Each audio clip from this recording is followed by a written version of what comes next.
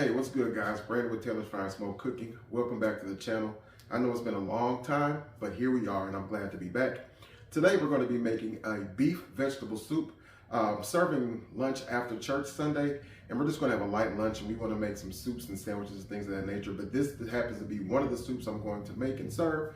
So again, beef vegetable soup, really, really delicious, light and hearty all at the same time. So I hope you guys enjoy. Let's get into these ingredients. All right, guys, so let's take a look at our ingredients. For the beef, we're using this beef carne piccata. You can use pretty much any kind of beef stew meat. You can use ground sirloin or sirloin. You can even use ground meat, pretty much whatever you want to use. But I did find this in Aldi, and I'm like, that'll make some good stew, good beef stew. We're going to be using some beef base, garlic. We have our spices, granulated garlic and onion, coarse black pepper. I like to use Italian seasoning because it has everything you need, the thyme, rosemary, basil, and such. Bay leaf, this Gibson seasoning salt, which is amazing. We're going to be using diced potatoes. These are actually frozen. Just want to keep it a little more convenient, but you can use fresh. Bell pepper and onion. The bell pepper is optional, but I like it. And I'll be using a couple bags of mixed veggies and our celery here. So I'm gonna go ahead and get this cut up along with our onion and bell pepper, and we'll get our meat browned off and everything transferred to the crock pot. And from there, it's pretty much a dump and go with things being put in sporadically in order for it to cook properly. So I'll see you guys back in a minute. All right, guys. So before we start browning our meat, I just wanted to show you this carne piccata. It's like finely diced beef. It's not necessarily ground. It's a little thicker and bigger than ground, but it's certainly a little thinner than this chopped. So it's like finely chopped or diced beef steak or whatever the meat is. So all we're going to do is going to add a little bit of olive oil to our pan here, and we're just going to brown this meat up. I am going to be adding that seasoned salt that I showed you, that Gibson seasoned salt, to season it up. And this is going to be the base layer of our soup, and then we're going to build on top of this. And we're just going to season it nice and liberally with our seasoned salt here. There's going to be a lot of liquid, a lot of vegetables and everything in this. So this is not going to be the only seasoning we're going to add quite naturally. But it's not like we're adding too much because there's going to be a lot built on top of this. This is just the very first layer. All right, family. So once we get our meat browned up, we're going to remove it, put that in the crock pot, and we're going to go ahead and simmer our veggies in the same exact grease and skillet. We have our celery, green pepper, and onion. I'm using a half of a medium-sized white onion, half of a medium-sized green pepper, and about 3 stalks of our celery, medium diced. And again, we're going to season this too with some of our Gibson seasoning salt, and we're just going to saute it up real nice before we go ahead and add it into the crock pot as well. All right, guys, so the vegetables are nice and sauteed, so into the crock pot it goes. And from there, we're going to go ahead and we're going to add our 2 cans of diced tomatoes with the juice.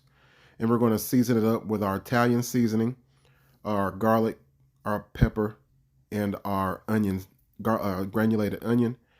And you can go, nice and liberal with your onion, your garlic. Depends on how much you like. And it's totally up to you how much of your Italian seasoning you want to use.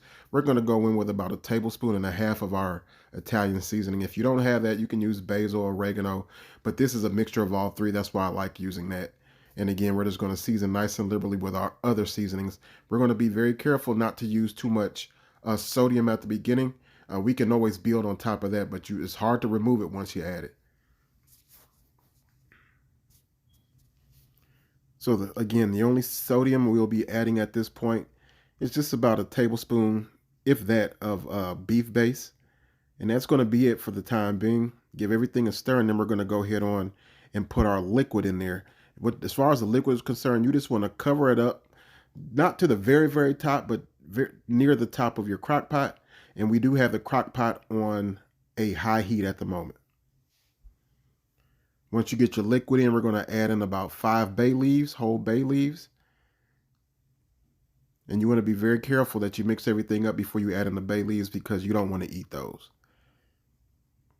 And from here, we're just going to allow the crock pot to do all the work. We're going to let it go for a few hours and let it do its thing before we come back and check on it. All right, guys, so what we did, once the crock pot began to come to a rolling boil or a little simmer like you see here, then we counted off about 2.5 hours before we came back to check on everything. So we're just going to give everything a good stir. It's smelling amazing already, but we have a ways to go. We just want to give everything a good stir, make sure everything is cooking up nicely. And then after about 2.5 hours, we're going to go ahead and add in our frozen potatoes. Now, if you were using raw potatoes and you would have diced them yourself, you may have cut them a little bigger. You could have added those a lot earlier. But since these are finally a little bit smaller dice, we waited about 2.5 hours before we added them because we do not want our potatoes to turn into mush. So we're going to go ahead and add those potatoes, and we're going to let it simmer for about another hour to an hour and a half before we come back with our veggies. All right, family. So now we're back. We're about 4.5 hours in, and this look how it looks. It looks amazing, smells great. But now it's time to add in the next layer, and that's going to be our frozen vegetables. Now, some people do add canned vegetables. I'm not a huge fan of canned vegetables when it comes to soups like this. I think the fresh ones or the frozen ones, they just cook up better. They stay a lot more firm, and they just look better in my opinion. So you will add those frozen veggies to your soup. Now you have to remember, when you add your frozen anything to your soup, it's going to bring that temperature down. It's going to take a minute for it to come back up. But once it begins to come back up, we're looking at about another hour or so with the veggies in. And then we'll go ahead and give everything a taste and fine tune what your soup is going to taste like. If you like it spicy, you can add in some crushed red pepper. If you like it a little bit more peppery, you could do that. But it's totally up to you. But we're going to let this go for about another hour to hour and a half. And then we'll come back, and it should be just about ready to roll. All right, guys, so it's finally done. We're just going to pull the top off and let you see the final results. When you talk about a good, hearty, delicious soup, this is it. And I like it because it's not a lot of effort into it. You can just kind of have a leisurely day, come back, check on your soup, add in the ingredients, and keep on rolling. If you like a nice tomato-based soup that's hearty and light at the same time, give this one a shot. Hope you guys enjoyed. God bless.